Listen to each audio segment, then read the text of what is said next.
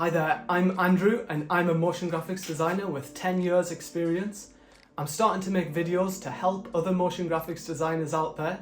So today I thought I would just give 5 very simple typography rules that you can apply to immediately improve your use of type.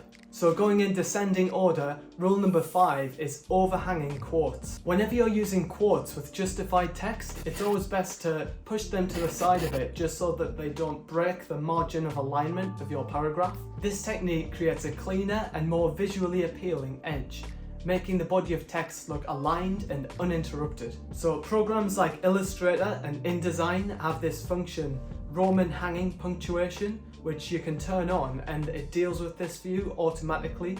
But honestly, it's just a pain in the arse to do this in After Effects. So what I usually do is create the quotations on a separate text layer, and then I have the freedom to move the quotation wherever I need it to be. Rule number 4 is to avoid orphan text. Orphan text refers to when a single word gets caught up on its own at the end of a paragraph or block of text. This can just look awkward, so what we can do is adjust the line breaks to create a more cohesive and visually appealing layout.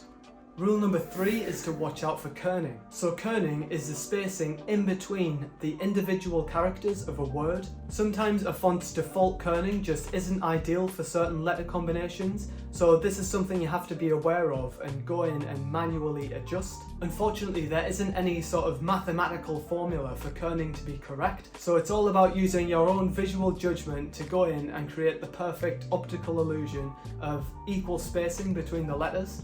Here are some common troublemakers to look out for in terms of kerning. So slanted letters, letters with arms or cross strokes, and ones. For some reason, with lots of fonts, and especially these dodgy fonts that you download from the internet, they seem to leave a huge gap after the ones that you could fly a jumbo jet through.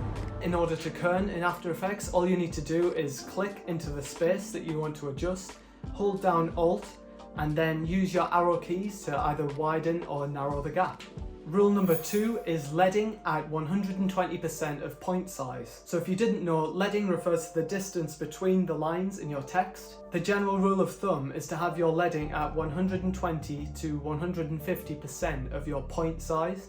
But this is just a general rule, so always set it at what feels right for your text. So what you're trying to avoid is to have your leading too tight to the point where your ascenders and descenders are overlapping each other, or too wide to the point where it becomes difficult for your eye to naturally flow onto the next line as you're reading through your text. And rule number 1 is the 2 font rule. Keep it simple, stupid.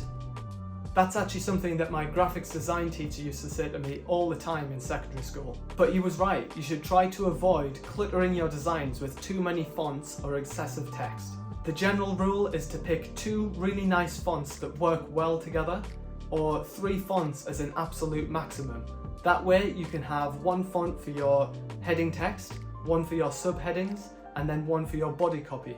Okay, that's all for today. I hope you got some value out of this. As always, feel free to leave your questions and comments below. I would really love to hear if you have any other simple typography tips that I might have missed out.